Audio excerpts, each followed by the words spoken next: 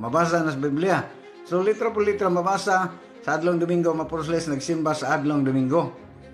Nun ka nga akong ipangutaw sa pagkalaris, asa mabasa entire New Testament nga ang mga apostolis misulod sa sinagoga sa adlong Sabado ug misimba ni Kristo. Kanirging mga tao nga mangutana apan dili interesado maminaw, wala niya magets ang atong mga tubag.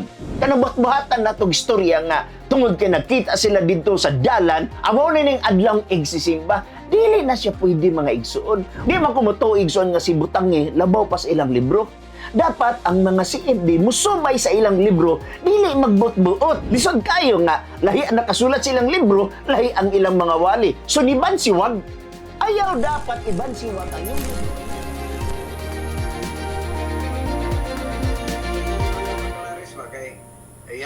Pati mo ang mabasa rin ko na sa Biblia, may lang tuhuan. Yan, kay Dias na Mateo 28, Naibi, nga sa palusog sa dalan ra kuno niya. Kung atong basahan 17, ang mga apostoles misimba ni Kristo sa adlong Domingo, sa Kristo na banang sa adlong Domingo, misimba apostoles dito sa bukid sa Galilea, dili sa sinagoga. Kung mabasa na sa Biblia. So litra po litra mabasa sa adlong Domingo, mga apostoles nagsimba sa adlong Domingo. Noon ka nga akong ipangutaw sa pagkalaris, asa mabasa entire New Testament nga ang mga apostolis misulod sa sinagoga sa adlong Sabado ug misimba ni Kristo. Even during, before, during or after, nga siya nabanhaw. Wala sige basa, footnote. Niagaw sa footnote, sa Marcos 2.7, Marcos 2.27, sa footnote, wala pag mabasang ng simba. Hallelujah, God. Yan may tutuan na ron. Karainghang dili babasa o karing among babasa. Nangutana maguna siya sa ako katong aging Huwebes.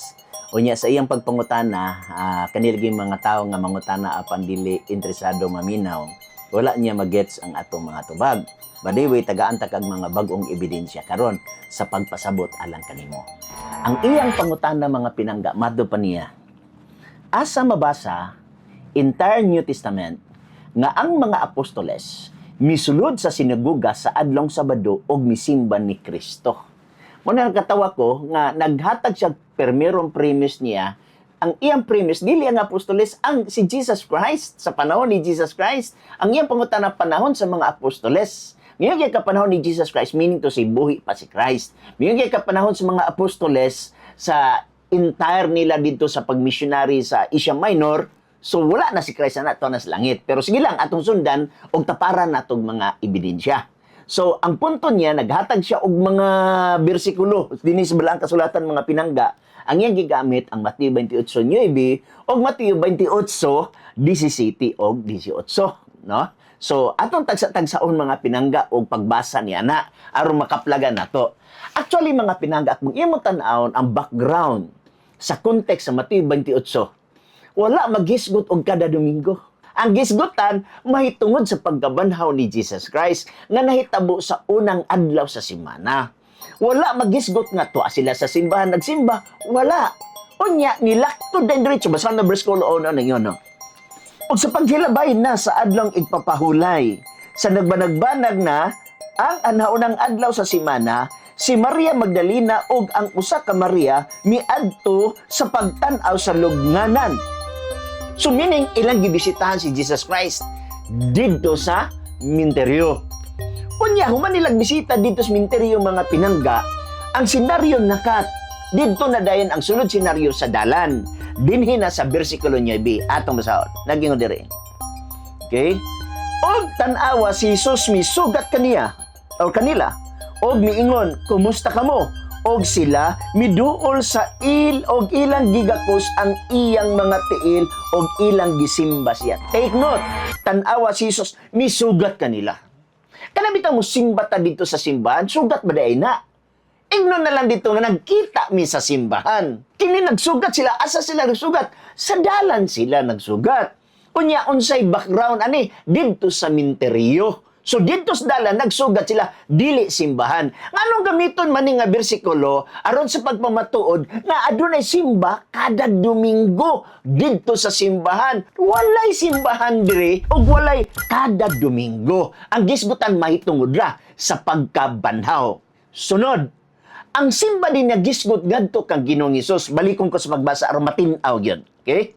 Og sila miduol og ilang gigakos ang iyang mga tiil og ilang gisimba. Siyempre bisag ako. Bisag kamo. Matabo ninyo si Jesus Christ diya sa dalan. Whether it is Lunes, Martes ba, Miyerkules ba, unsa imuhat mon? Kakso nimo siya og simbahon nimo siya. Dili pwede mahimong ebidensya tungod kay nagkita sila sa dalan unya gigakos nila si Ginoong Hesus og gisimba moingon na din nga mauna ni ang adlong igsisimba. Take note, walay sugo dire nga nag-ingon si Jesus Christ nga sa adlong Domingo mauna nang puli sa adlong Sabado nga igsisimba. Dili pwede nga kanang buhat-buhatan natong istorya nga tungod kay nagkita sila dito sa dalan amo na ning adlong igsisimba. Dili na siya pwede mga igsuon. Unya mudason pag din sa bersikulo 17-18 aton tanahon. Og sa ilang pagkakita kaniya, ilang gisimba siya. Wala niyo gisimba ang Domingo. Kaya di magina pwede masimba ang Domingo. Pero asa? Sa bukid. Asa man ang simbahan din, asa man ang sinagoga diri. Walay mabasa mga pinangga. Mamagani nga atong tagaan kini justisya kay dili pwede nga atong putlon, basahon putlon, niya makabasa lang tag isa ka bersikulo na ay mabasa bersikulo o niya ang pag-apply lahi na nga mga punto. Okay? Now, atong gamiton mga pinangga ang ilang mga balason. Una, the Ten Commandments. Makita ninyo sa inyong screen. Kinsa ang imprimatur ani?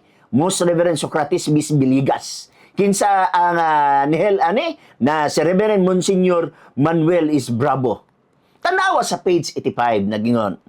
Jesus and his family faithfully attended the Saturday community celebration as it is written. On the Sabbath day, he went into the synagogue as it was his custom. Kada Sabbath day. So walay lalis nga ang Sabbath sa Lucas 4:16, Saturday. Ayaw na pamagos kay inyo na ng libro nagsulti. Katisismo para sa mga Pilipinong Katoliko. Di man kumutuig son nga si Butangi, labaw pas ilang libro. Dapat ang mga CFD musubay sa ilang libro, dili magbut-buot. Lisod kayo nga, lahi ang nakasulat silang libro, lahi ang ilang mga wali. So, nibansiwag. Ayaw dapat ibansiwag ang inyong libro, inyong wali. Kaya nga naman, inconsistency naman na. So, klaro tinaawa ha, so gitaparan ako ang iyang bersikulo sa Mateo 28:9, arita sa ilang katisismo nga libro. Now, kini nga libro na ay ni Helobstadt, na imprimatur Archbishop Oscar V. Cruz, unsa gisulti sa 909. Number 909. Si Jesus at ang Sabat. Bagamat nakasulat sa 4 na ebanghelyo ang pagkamasunurin ni Jesus sa pagtupad ng Sabat sa pagdalo sa mga pagsamba sa sinagoga. Hindi, klaro kayo. Nabasa litra por litra sa ilang libro. Ayaw ko tagaig pasangil sad nga, gipangitan ako ang ilang Biblia. Dinhila ko, dili pwede sa libro. Unsa din inyong libro? Komedya da ini? Unsa man day, kamo day ang matuman. Dili da inyong libro. Remember inyong libro na imprimatur. Imprimatur gani, meaning to say, ang nakasulat diri, dili kompleto sa doktrina sa Santa Iglesia Katolika Romana. Sunod nga ebidensya, kini nga libro.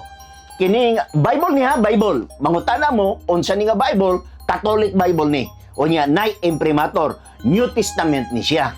Kung gusto ka mo mahibalo ni ini nga Biblia ha, sunda lang ang atong programa matag Martes Huwebes alas 6:15 ngadto alas 7:15. Naani sa Acts chapter 13 verse 42. Ila ning Bible naay imprimatur. Unsantang nanggula sila, minghangyo sila nga sa sunod Sabado. Basa letra por letra ang Sabado.